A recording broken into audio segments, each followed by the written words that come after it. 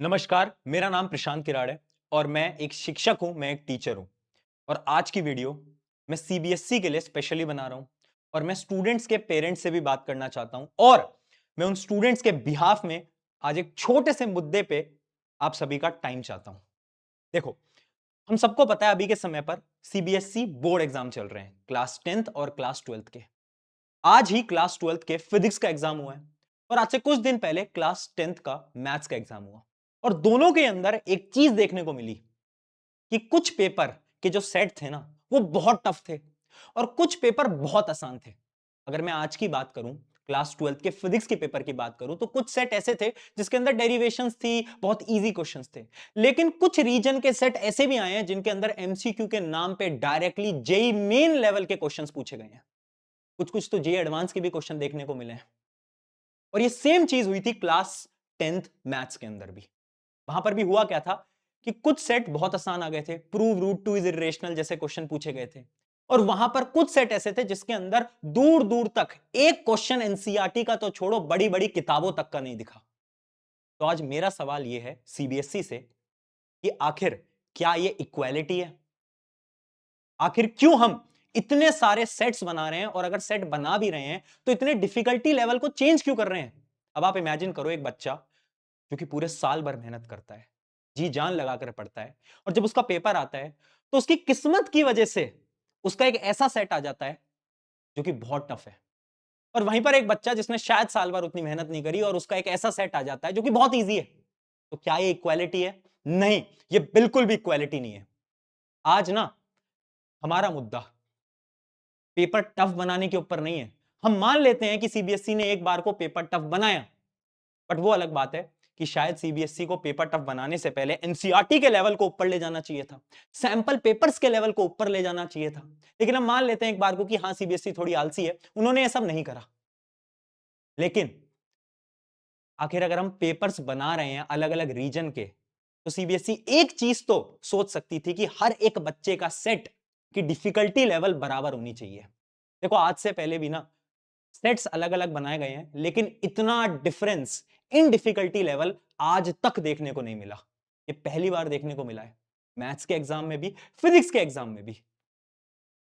तो आखिर ऐसा क्यों हो रहा है और इसका क्या सोल्यूशन है? अगर मैं सोल्यूशन की बात करूं तो मेरा यह मानना है कि सीबीएसई को एक स्टेटमेंट रिलीज करनी चाहिए जहां पर वो ये बताए बच्चों को कि जिन जिनका सेट मुश्किल है, जिसका डिफिकल्टी लेवल मुश्किल है, उन सबको ग्रेस मार्किंग मिलेगी, उनकी लीनियंट चेकिंग होगी। क्या तुम्हें नहीं लगता ये सही बात है? ऐसा होना चाहिए ना। और इसी चीज के लिए मैं यानी प्रशांत किराड़, आप सभी का अपना प्रशांत भैया, हम अपनी तरफ से एक पीआईएल फाइल कर रहे हैं। इस पीआईएल के अंदर हम क्या करेंगे कि हम सीबीएसई ये जो बेकार प्रैक्टिस कर रही है, इसके ऊपर आवाज उठाएंगे, आपके हित में बात करेंगे और ट्राई करेंगे कि सीबीएसई की तरफ से एक रिप्लाई आए जहां पर वो ये रिलीज कर पाए कि हां, जिन जिन का सेट मुश्किल आया है उन सबको लीनियंट चेकिंग और ग्रेस मार्किंग मिलेगी। क्योंकि अगर ये नहीं हुआ ना, तो मेरा तो ये मानना नहीं है कि ये इक्वालिटी है। क्योंकि मुझे पता है, मैं बच्चों के साथ मेहनत करता हूं, पूरे साल भर उन्हें पढ़ाता हूं, मुझे पता है बच्चे कितने मेहनत करते हैं। बोर्ड एग्जाम ना इनके लिए ना इनकी लाइफ के बराबर होता है। ये साल भर ना लगकर मेहनत कर रहे थे और अब जब वो ये देखते हैं ना कि कुछ पेपर गलती से मुश्किल आ गए और कुछ पेपर आसान आ गए, उनको बहुत बेकार लगता है। उनका जो कॉन्फिडेंस होता है ना, वो पूरी तरीके से टूट जाता है। ये मैं फील कर पा रहा हूं, पिछले 3-4 दिन से यही हो रहा है और आज फिजिक्स के पेपर ने भी ये प्रूव कर दिया। इसका सिंपल सोल्यूशन है जो कि शायद सीबीएसई को करना चाहिए। अब यहां पर एक और चीज है कि आप लोगों को अपना टाइम खराब नहीं करना है, टाइम वेस्ट नहीं करना है। आप सबको अगले एग्जाम्स की तैयारी करते रहनी है। मैं बिल्कुल कोशिश करूंगा अपने एंड से कि सारी चीजें सही हो पाए और मुश्किल शिफ्ट में, मुश्किल सेट्स में इजी मार्किंग हो पाए।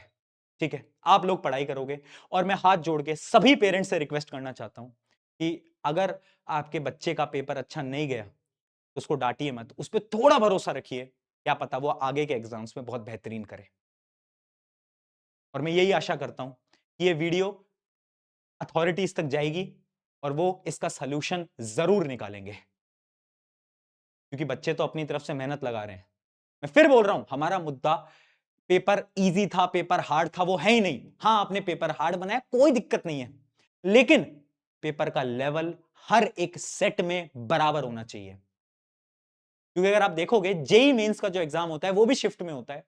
उसमें कुछ शिफ्ट जहां पर हार्ड लेवल के क्वेश्चंस पूछे जाते हैं, तो उनके साथ क्या होता है ना, उनके कम मार्क्स में अच्छे परसेंटेज आता है, अच्छी परसेंटाइल आती है। इसको हम नॉर्मलाइजेशन बोलते हैं, और यही नॉर्मलाइजेशन बोर्ड एग्जाम में भी होना चाहिए। यही मेरी रिक्वेस्ट रहेगी सीबीएसई से। अगर आपको कोई चीज सही लग रही है तो प्लीज इसको शेयर करना, अपने पेरेंट्स को दिखाना, और मिलके थोड़ी सी आवाज उठाएंगे और आगे के एग्जाम्स पे फोकस करते रहेंगे। शुक्रिया। मेरा नाम है प्रशांत।